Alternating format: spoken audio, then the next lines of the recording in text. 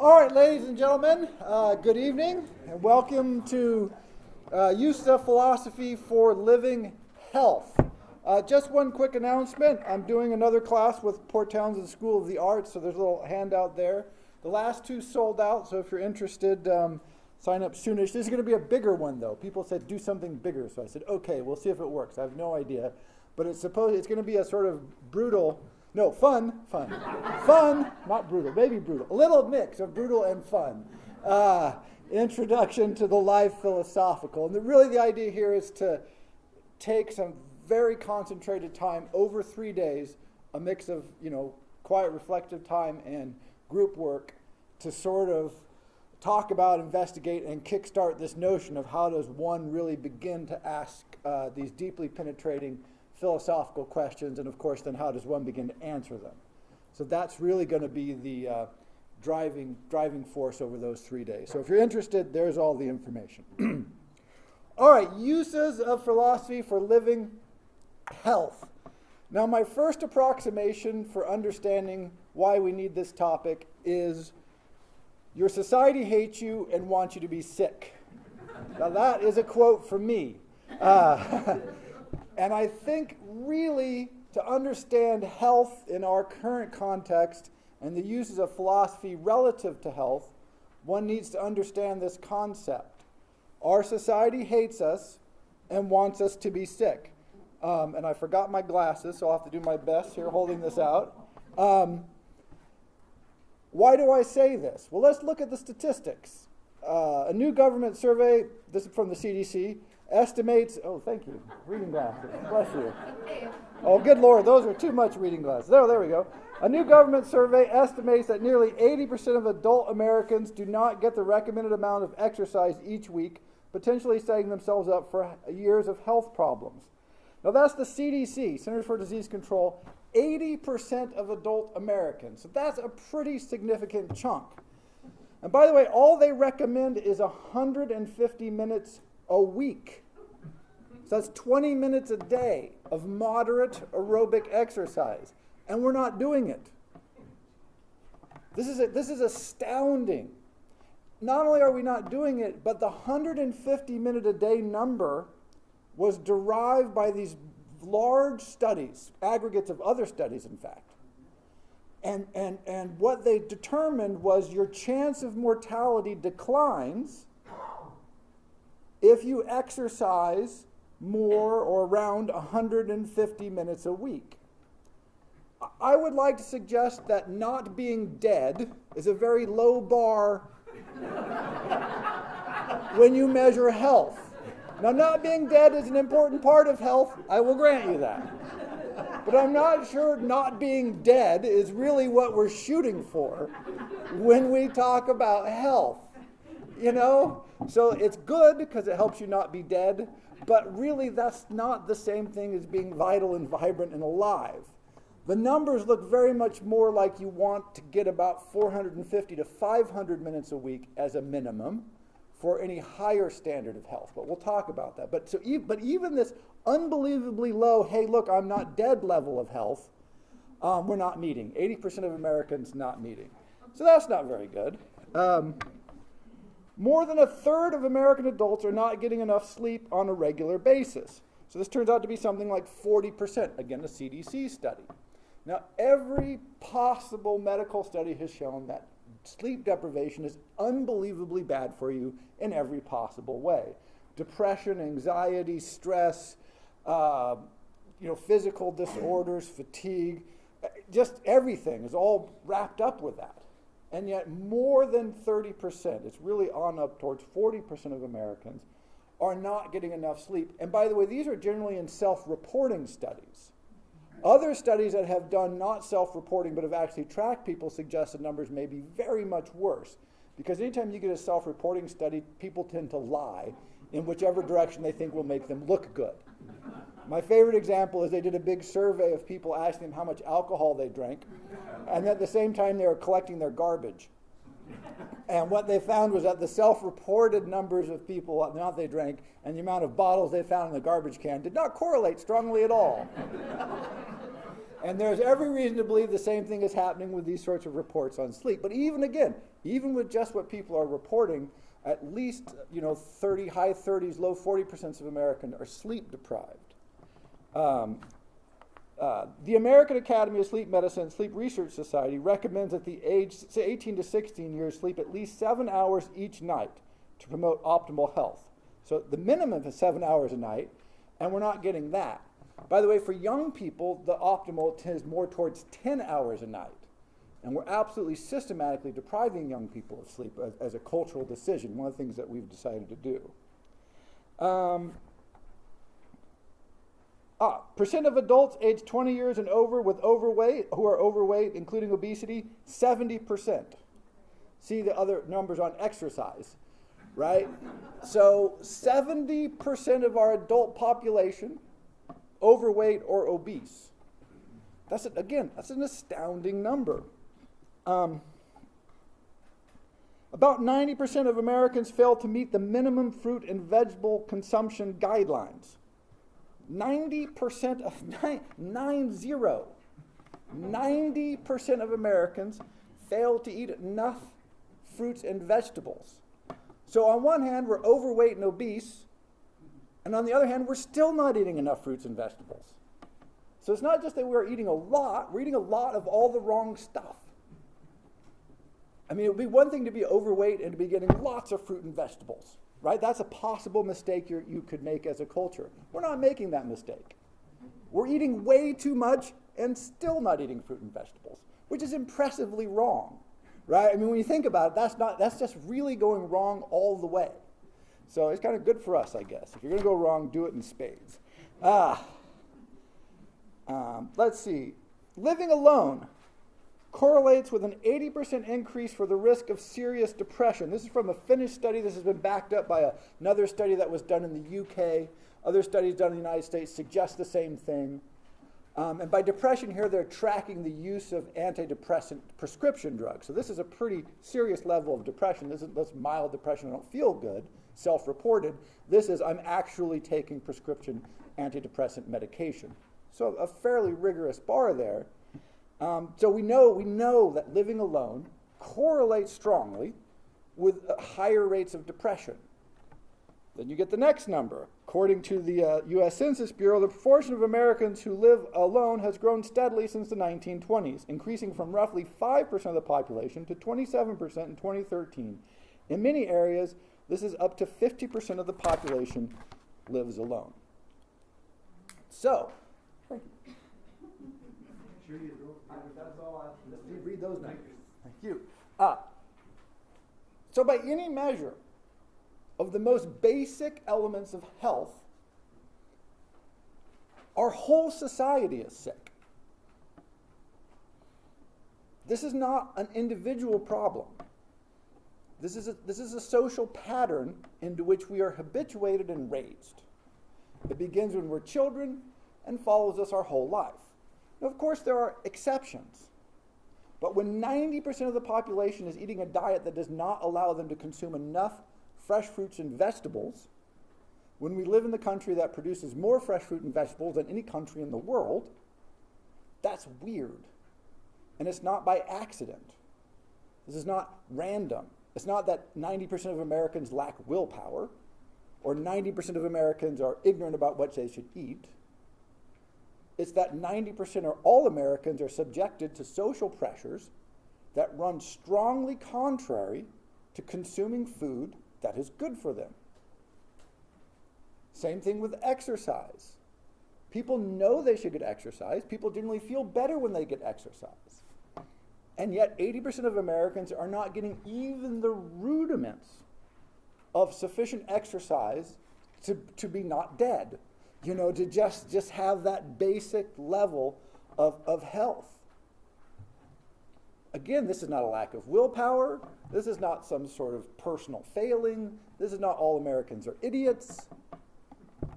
This is, we are habituated in society whose basic patterns, to which we have been exposed since infancy, mitigates against exercise as a regular part of our daily routine in innumerable ways. Same thing with sleep, Same thing with living patterns, the whole thing. This is why the first lecture in the series I called the well-formed mind. What I said is that our minds are well-formed. The reason we need philosophy is our minds are too damn well-formed. And I think one of the ways you can really see this is when we start to talk about health. We really, really do not in any way promote health as part of a regular lifestyle in the United States. And other countries do this. Our health statistics are pretty much the worst of any developed country in the world. Like Russia, we sort of compete with them on some fronts. They're a little worse than us on some things. We're a little worse than them on some things. But basically, we're number one. Good for us, right? That, and so why and where does this come from? I mentioned last time, and I think I've mentioned this repeatedly, it's always good to start with what we do to kids. Because kids are least able to defend themselves against our social pressures. Because they're subject to state laws and personal intervention. They have no power. And so if we watch what we do to them, you'll often get a pretty good measure of what we do to everybody, except adults have more opportunity to resist. So that's why I gave you the number there where 40% of schools have either eliminated or are eliminating recess. These are elementary schools, by the way. There's been a lawsuit in the state of Washington because the state of Washington requires a minimum amount of recess time, I believe it's 20 minutes a day, and many schools are not meeting this requirement for kids. So think of a school day. 7 hours, 8 hours, 9 hours. If you're not having recess, by the way, and lunch is generally under 20 minutes, so there's a good habit to develop. Shove food in your throat as fast as you possibly can. Healthy eating, that's one of the first rules I believe they always teach. Shovel it in quick. So here is where you start. How much time are you sitting in a 7, 8, 9 hour day? In the modern school system, to which roughly 30 million American children are exposed every day, it's 7, 8, or 9 hours. You are to sit unmoving and generally quietly. This is an impressive regime of sedentariness imposed with very strict penalties. If you act out too much, we'll either throw you out of school, a very large penalty, or we'll give you drugs to calm you down, another very large penalty. The training to which we've been subjected since childhood is sit quietly and sit still for long, long periods of time. And this was, by the way, this is a new invention. This is not a historical model. This is not the way schools always were. This is not the way schools in many parts of the world are today. In France always the great counterexample. Lunch in many French schools is 2 hours long. Until recently, I believe it was Wednesday was always a day off in French schools. And so you just had the day off where families would go shopping and they'd go to the parks and they'd have piano lessons, and that was Wednesday. But no, you must sit, you must grind it out. You must be still, you must be quiet for hour after, even as children. So then we graduate from there at some point. We're released from the institution. By the way, it's a mandatory institution. They are imprisoned. They have no choice, right? This is required by state law. They have committed no crime, and yet they're forced to serve years in these institutions. It's sort of weird when you think about it, right? And this discipline, by the way, comes from what's called the German education model, and it was specifically designed to discipline the body. If you go back to the 1870s and 80s and 90s when this model is being argued out, they were quite serious about this. We must discipline the body to be still and quiescent and formable. And so here we are today. So you must sit for long periods of time. Only 20 minutes to eat. Talk about developing poor eating habits.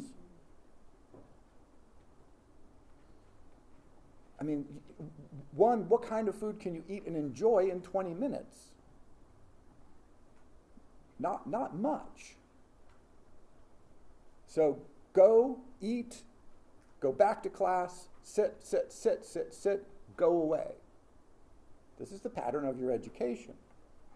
So by the time you've been in that institution for 12 years, congratulations. You are now very well habituated to this. This is why if you look at schools, high schools, even colleges, people who go into athletics tend to be an entirely different group of people. They're almost separated. There's all this conflicts at universities and discussion of this, but very little discussion of the fact that one of the things they've tended to do is rebelled against the educational system in favor of physical activity.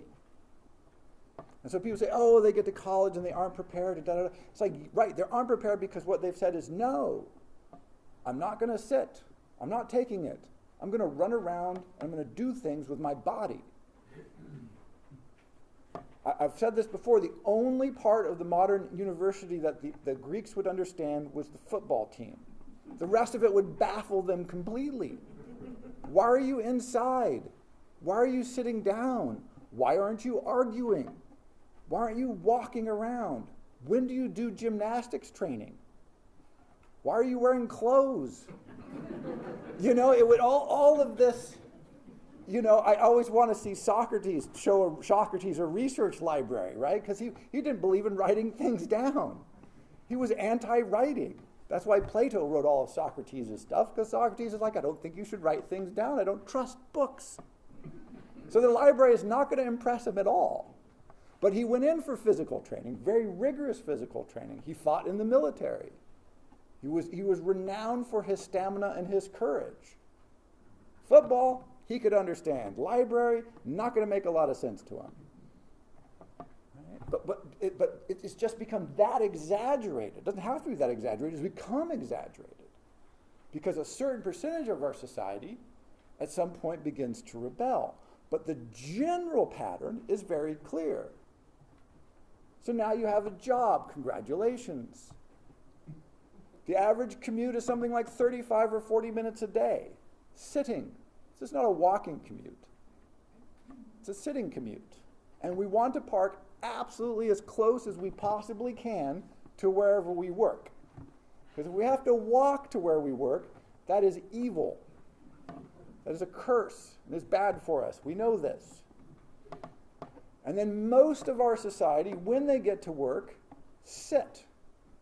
Even bizarrely, manufacturing jobs are now sedentary, where people tend to either stand or sit in one position, running machinery all day. Even people who are building things aren't getting exercise.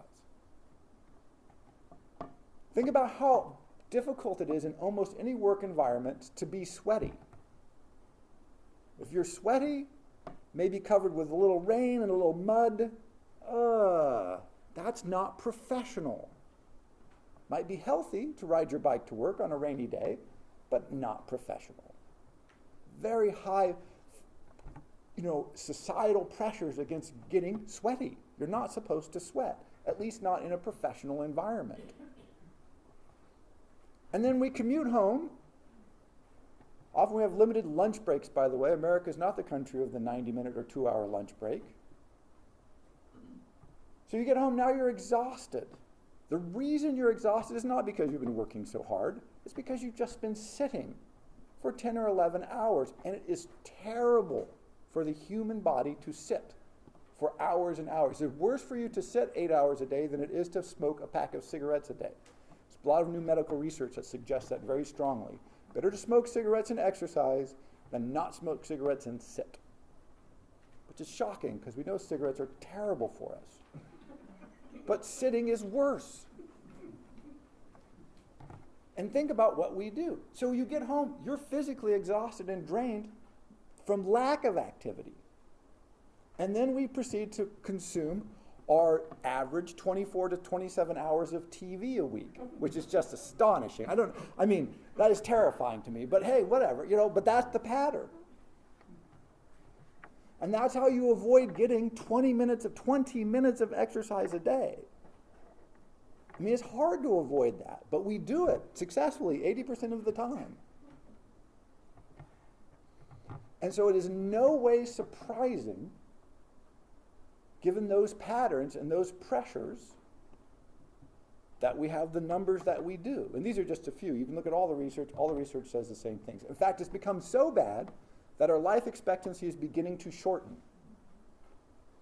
This is shocking. This is a development that no one saw coming. We're getting better at treating almost every disease and preventing many.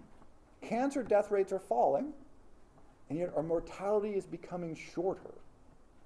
And it seems to strongly correlate with all the diseases you get by living in America and not exercising. So on one hand, by the way, all this is perfectly clear, and we all really know this. None of this is shocking. I think it's shocking when you pile it all up like this.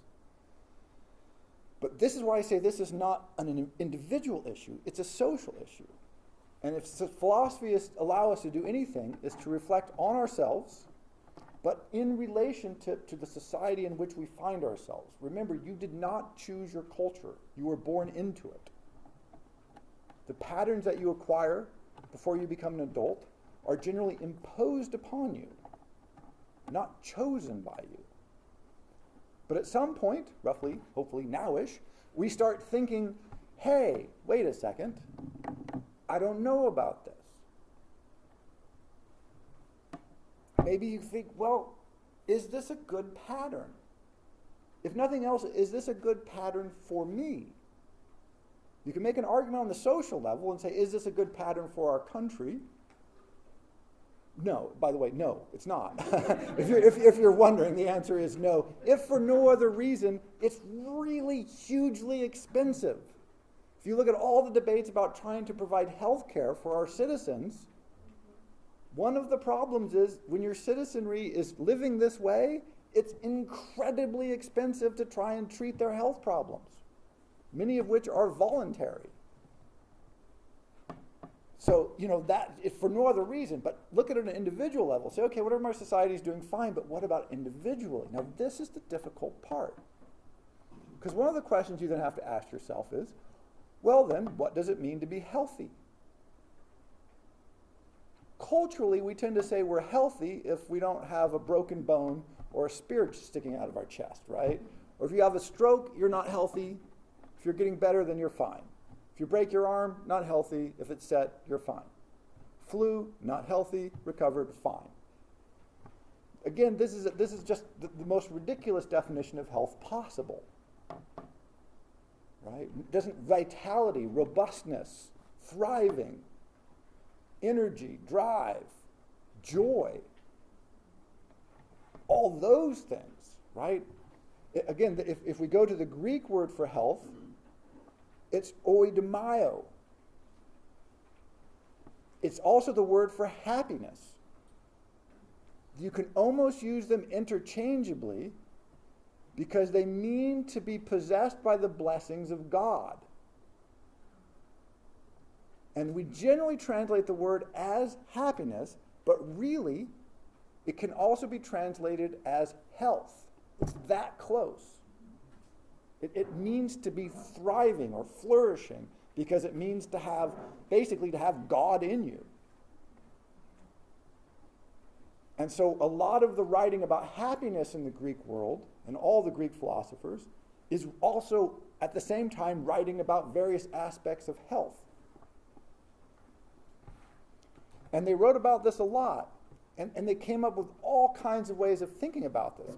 And by the way, they wrote about this so much it's almost hard to talk about. For instance, Aristotle wrote 2 complete books that are essentially this question: the Nicomachean Ethics and the Oedemenia Ethics, which are related works, but they're 2 different. We're more familiar with the Nicomachean, but he wrote another whole book on ethics.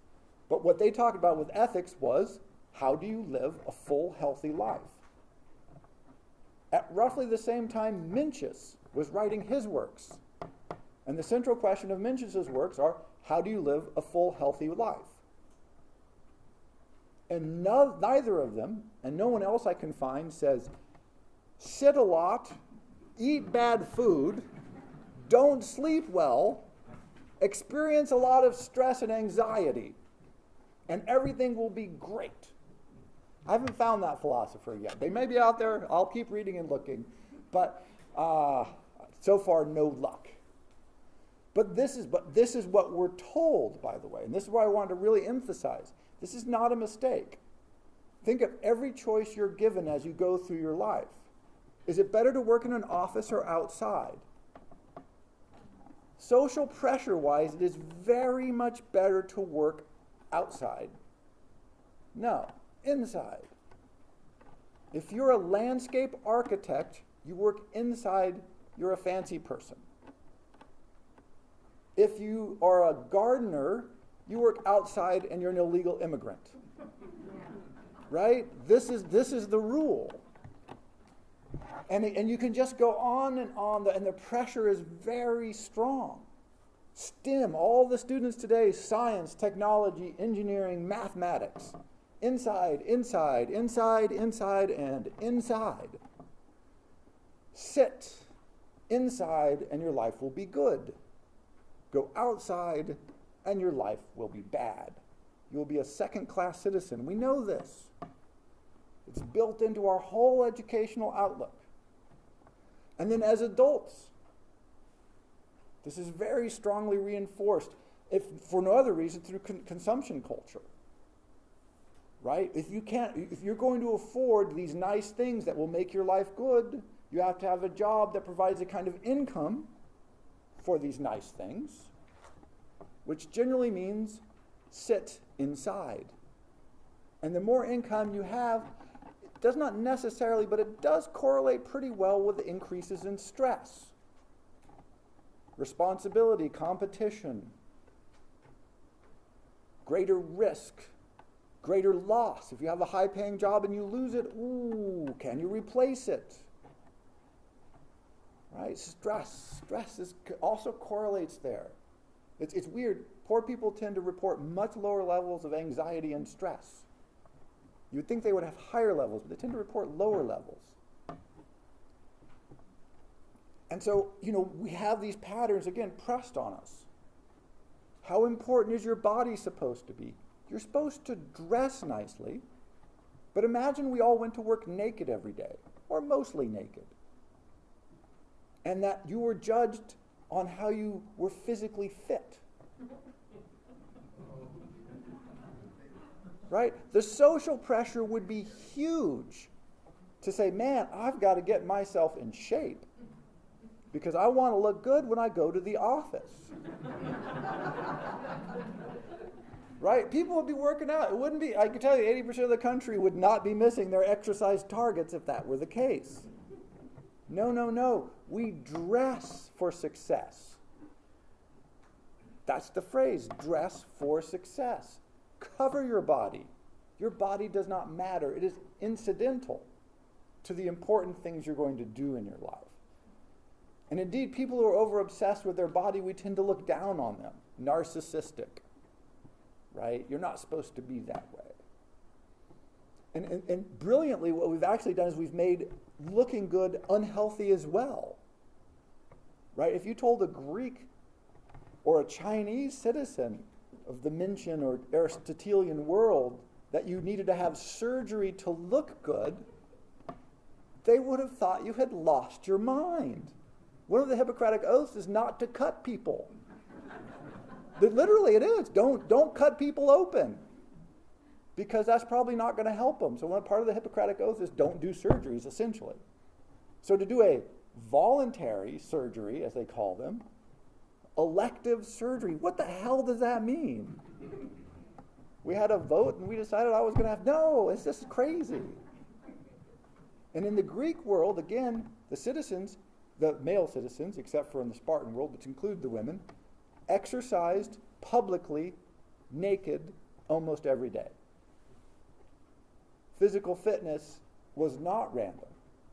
It was part of their social structure.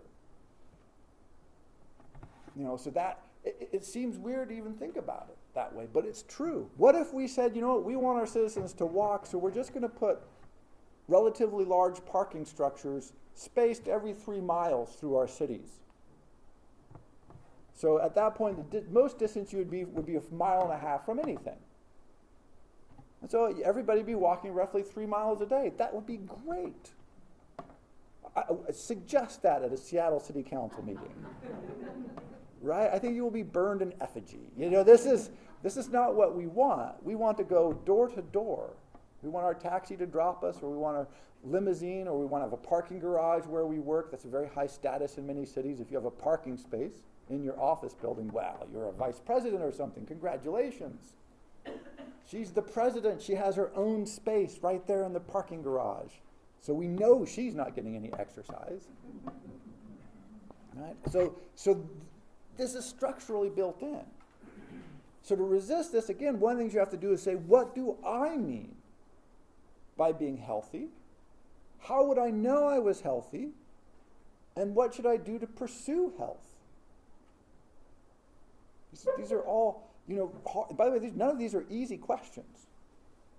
Both Mencius and Aristotle go at great length, and by God I mean great length, on this notion that you cannot be healthy if you're unethical. This is why it's called the Nicomachean Ethics. Because being ethical requires you to be healthy, and being healthy requires you to be ethical. They thought they were inseparable. That you need both of these. And that essentially being ill or in ill health was considered to be a failing. Not that they didn't know people got disease, that was separate. They understood that. But if you get things that are not necessary, or through lifestyle decisions, then they just think, well, you're an unethical human being. They actually thought of it as a failing to be unhealthy. So we don't think that at all. We think, oh, well, that's too bad, they had a heart attack. And then you look at the lifestyle and you go, it's not too bad, it's statistically absolutely certain. But it doesn't bother us. We just, well, that's what happens. So then how do you begin to reflect against this? Like I said, first thing is to start thinking in your own mind. And by the way, only each individual can do this. You can consult all the philosophers, and there are many: Epicurus, Hippocrates, Mencius, Confucius, the Taoists, the Buddhists. I mean, the Bhagavad Gita, by the way, is, in one way you can read it as a big dialogue on health between Arjuna and Arjuna is talking to who? Krishna. Krishna, thank you. Gosh, Arjuna and Krishna. Who's the avatar of God there. How do you be healthy? How do you live a good ethical life? And how do you know? In fact, if anybody's read the Bhagavad Gita, it starts when Arjuna is supposed to go out and kill his family. And he becomes weak and the bow falls from his hand. All the strength drains out of him because he thinks he's doing something unethical. And if you're doing the wrong thing, you lose power. It's right. I mean, it's the heart of this narrative. Again, it's all over the place. This very close connection between ethics and health and vibrancy. Health in this larger sense of being alive and vibrant and flourishing. But we don't have that on the other side. So first thing you have to say is, well, what would it mean to me for me to be healthy? How would I know? I made a little checklist there. This is not absolute. This is just what occurred to me as I was trying to ponder this. Part of it is a response to all the CDC stuff I came up with, right? Do you sleep well? Sleeping well is generally a sign, not absolutely, but generally a sign of relatively good health. One of the exceptions I would make here is Nietzsche points out, as always. He says, you don't just want to sleep well. Sometimes it's good to be awake wrestling with yourself or with an idea or with something, right? So you do not want to just become bovine where you lay down and sleep in blissful ignorance every night. He has a speech in Thus Spake Zarathustra where he talks about that there's a guy who preaches on sleeping well. And everything he says is very good. But then Zarathustra responds to himself. He doesn't usually argue with people. To himself, yes, but some nights you need to be awake wrestling. And I think we've all had those nights where we're awake wrestling. And Nietzsche is in favor of that. But other nights, after you're done wrestling, you should sleep well. Right? Do you have the vigor to enjoy your daily activities? What do you want to do? Do you have the energy to do it? That's one of the questions. The problem there is, again, none of these are perfect questions, but the complexity there is, if you say, well, yeah, I've got plenty of energy to lay on the couch and watch TV 14 hours a day, then the question is, or have you chosen the correct daily activities? And again, this is why this whole question of ethics and personal behaviors, you cannot escape. You can't disentangle them. We try to as a culture, but really I don't think you should. Do you digest your food well? Eating and going to the bathroom, basic human functions. If that's not going well, as I'm sure we've all experienced, life takes on a bit of a pall, right? So just the basics of good digestion, of feeling good, not feeling overfilled, not having other problems, right? Of enjoying the food that we eat, having the time to enjoy the food that we eat. People heard of the slow food movement? I love this idea. There's a movement now that says, enjoy eating your food. And it's not that popular of a movement. which is bizarre, right? One of the great pleasures in life, enjoying quality food with friends, which they emphasize as conviviality, a wonderful word, enjoying quality food with quality people, has structurally been taken from us. Go to any city, anywhere, not to be a city, large town, go to Silverdale, go to Seattle, go to Tacoma, find a parking lot filled with cars. And just wander around and look at how many cars have takeout food sort of crumpled in the passenger seat. Not that any of us have ever done this, I'm sure. But there it is. And we know this pattern. We had to get someplace. What can you do? You're trying to eat food that you shouldn't eat while you're driving, which you shouldn't do because that's very dangerous. And it's not good for your digestion. And then you're racing off to someplace. See, we know this is unhealthy. And if you do the quick survey, you'll discover this is an extraordinarily common pattern. But we don't think of it as being unethical. Because we think, who are we hurting? Unethics we tend to think of as who's being hurt. Well, who's being hurt in this model? We are. We're being unethical to ourselves. It's a very strange concept. We generally don't think of being ethical to ourselves. And therefore, if we do things that are unhealthy to ourselves, that's okay because we're us. But if somebody else did something that was unhealthy to us, we would say, well, that's unethical. Again, the Chinese and the Greeks would think you'd lost your mind. If it's unethical for somebody else, it's probably unethical for you. In fact, it's probably the most unethical for you to do it to yourselves. It's an embarrassing passage, but Aristotle, as much as says it's one thing to mistreat your slaves, it's another thing to mistreat a free man. It's a cringeworthy passage, but it does emphasize this notion that, who's the most person you should be ethical towards?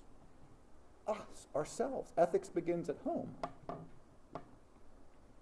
But of course, we've all done this probably, where you're in a hurry and bad food, in a car, trying to drive. Health suicide, but we've done it. Do you have a general sense of calmness and serenity? I think this is relatively difficult to maintain in the modern world, but it's a great one to shoot for. Stress is associated with everything. I've talked to several doctors about this, and they say basically what stress does is find what's ever weakest in you. So if you have back problems and you get stressed out, your back will hurt. If you have digestive problems and you get stressed out, your gut will hurt. If you have high blood pressure and you get stressed, your blood pressure will go up. If you have bad vision and you get stressed out, your vision will deteriorate. It's this sort of general deterioration of the human. And so whatever your weakest point is just gets weaker, and that's its first manifestation. When I was writing my dissertation, I was very stressed out. And I heard a radio program, driving in the car, of course, probably eating crap. And the guy was talking about stress. And he said, there's 10 major signs of stress. And he went through them, and I had 9 of them. And I thought, I wonder what that means. It's just the physical manifestations are just palpable. And yet the notion of, seeking serenity and calmness, we think, oh, well, that's, you meditate 5 minutes a day and then you go about your business. Right? You can't be serene and calm all the time, which is probably true. But you can't avoid being stressed much of the time, I would hope. One way you can do this, by the way, is not involving yourself in things that stress you out unduly. And again, each of the counter-argument, sometimes it's good to challenge ourselves. And again, sometimes it's good to wrestle with ourselves. Absolutely. Necessary. For instance, asking these questions should cause you some amount of mental anguish, or you're probably not really asking them. But if it's a recurrent pattern, every time I go to this place, I am stressed. Well, you know what? At some point, I should probably stop going there. Every time I do this activity, it stresses me out. I don't feel good. I just feel stressed and exhausted and unnerved. Eventually, you should think, maybe this activity is not for you. Maybe you should try something else. Do you look forward to your daily routine with enthusiasm? I think Steve Jobs talks about this. He says he had the cancer scare and then of course he died from it, but he said in between when he was better for a while, he said one of the things he learned is that if you look in the mirror and you go, I don't like the way my day's going, he said that's okay. But if you look in the mirror while you shave in the morning and you say that 5 or 6 or 7 or 8 days in a row, you've got to change your life because you're going to be dead and it's not worth it. It was a very strong, palpable sense that he argued. If you look at your life every day and say, no, I don't like it, no, I don't like, we don't, some days we know are going to be bad, right? You get up in the morning and you go, just have to get to the end of this day. But if that's the way you feel many days, at some point, you have to do something. Do you surround yourself with healthy people who help you thrive? I think this is one of the most difficult ones, an oddly difficult one. Because our culture tends to press us to be in social situations that have nothing to do with healthy people or thriving. Again, we've just lived through the holidays, which I described last time as eat too much, spend too much, drink too much. Not a recipe for great health. And often during the holidays, we're thrust into extended periods of contact with people who don't necessarily make us feel like we're thriving. And there are trade-offs there, right? We all know this, family, social settings, but at some point you really have to evaluate, is this trade-off worthwhile? Is it worth damaging my health, even in the short term? Or when does it reach the point of being unethical? It dawned on me a couple years ago, I said, to myself, I only want to spend time with people who are happy to see me. Which is weird. You would think, of course, that makes sense. No. For whatever reason, we don't do this. I don't know why. Social pressure, again, of course, I do know why. But these pressures, you should go do this. And you get there and you're like, I don't know if these people like to see me. Why should they want to see me? I don't want to see them.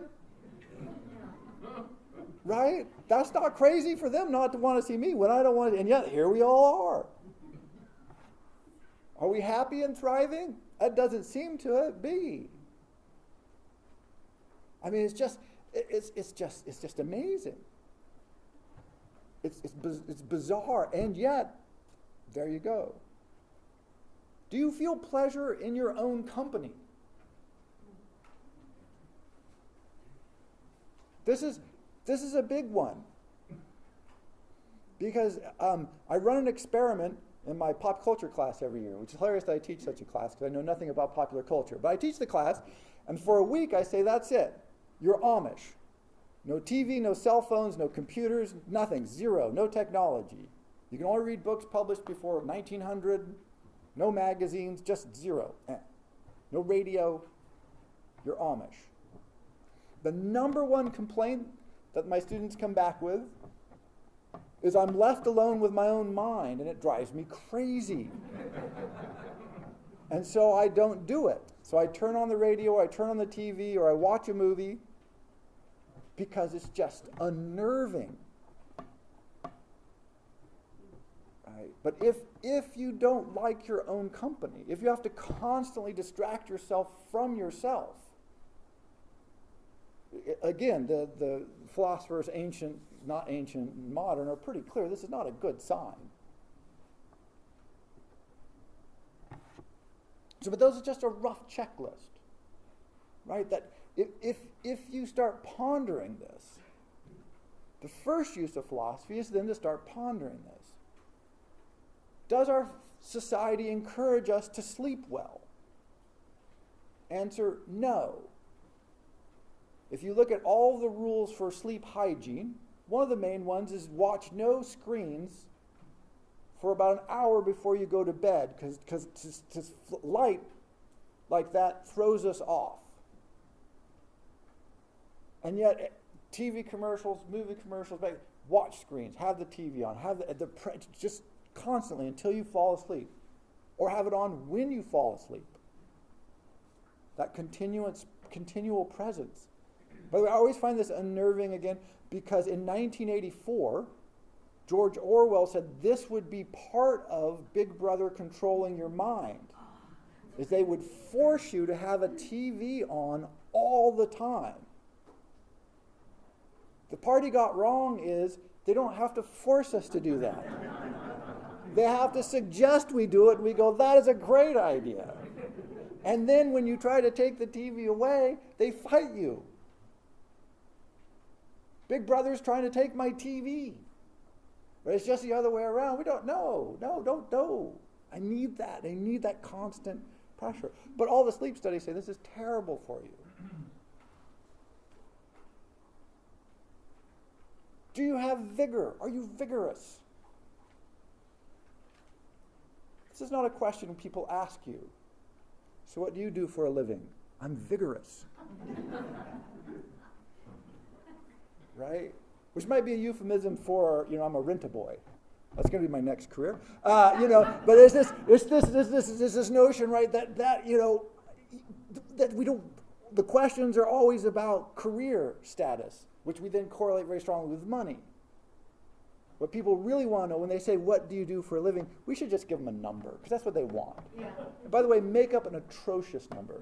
I make about $2.75 million a year, lecturing on philosophy. See, this would completely unnerve them, because at one hand they go, whatever it is at 275, it must be great. And they'd be like, how do you make that from philosophy? And if you said, well, I really don't make that much, but I might be vigorous, they're like, who cares?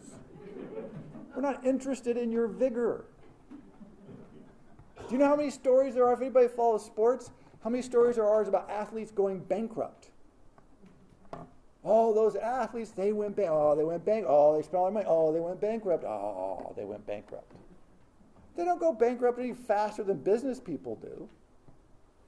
You know how many business people are out of shape? Have you ever read that headline? Ooh, fat businessman. Successful businessman, fat. She's the head of a company and she's not in very good shape. Can you believe that? They don't say incredibly impressive athlete loses money, still incredibly impressive athlete. Much fitter than you ever will be, ha-ha. No, we don't say that. We really don't, because we don't care. We don't care about your vigor. Do you digest your food well?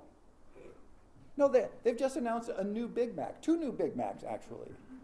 If our society had any interest in our digestion, there would be no such thing as a Big Mac. Look at the food that's advertised to us continuously, relentlessly. None of it has anything to do with our health. You might have noticed this. That's not what it's there for. You don't see a lot of advertisements for kale. But again, if you look at Indian philosophy, religion, the sort of overclass, the whole sort of Hindu program, I mean, wow, diet. They are very, very, diet issues. They have so many different, we always, they're vegans or they're vegetarians or they eat meat. No, it's uncalculable how many different dietary standards that they have. because the correlation between health, ethics, and diet, it's like, why would you make that distinction? What are you talking about? That you have ethics over here and diet over here and health over there? No. This is one question.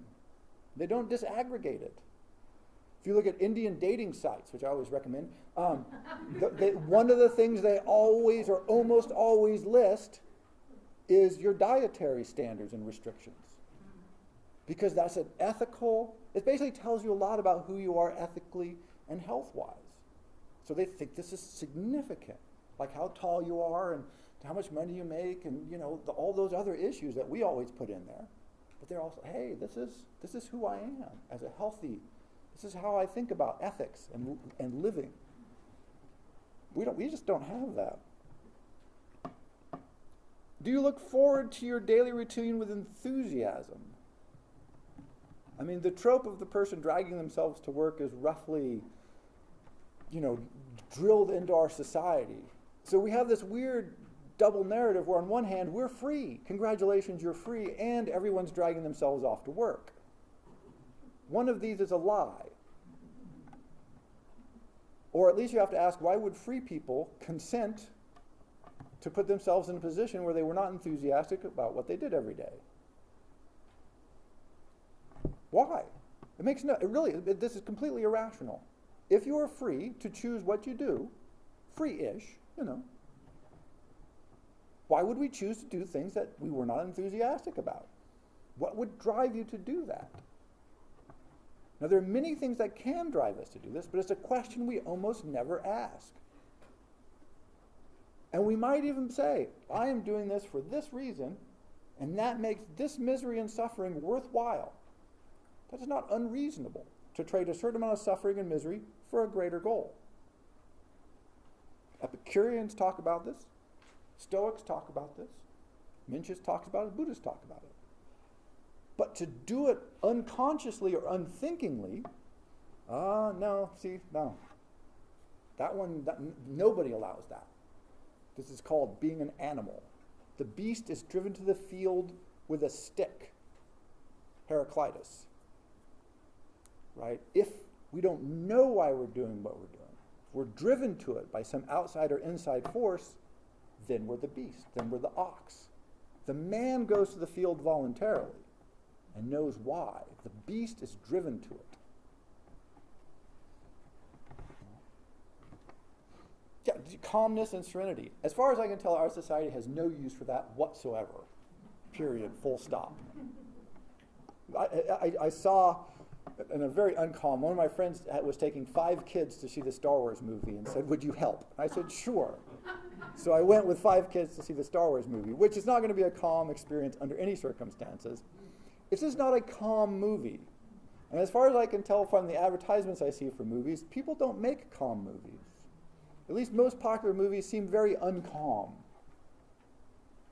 We emphasize excitement, enthusiasm, sparks, explosions, bang, just all the time, constant bombardment of just everything turned up to 11. Of course, this is impossible, and eventually it just stresses us out. And yet, this is, again, that's our cultural norm. Do you surround yourself with healthy people? Where should you take a job? I always love this one. You should take a job wherever they offer you the most money or the most opportunity for advancement so you'll make money in the future. Rarely have I heard anybody say, well, I took this job because I thought the people there would be great to work with. You can say that, and you can do that. You can say, I don't know if I want to work there. I don't like those people. Or I definitely want to work there because I do like those people. Warren Buffett, very wealthy man, said the best thing about being wealthy was he only had to work with people he liked. See, he's figured it out. But again, free people, we think, oh, I don't like them, they're bastards. I'm going to have to spend a good portion of my life with them. Often more time than we spend with people to whom we are married or our children. If you actually calculate the waking hours, people are at work by themselves much more than they are with their families. And yet we generally have no concern about choosing work based on the quality of the people with whom they would be associated. And do you take pleasure in your own company? Introspection. Maybe it's just a version of calmness and serenity. Maybe that's just twice.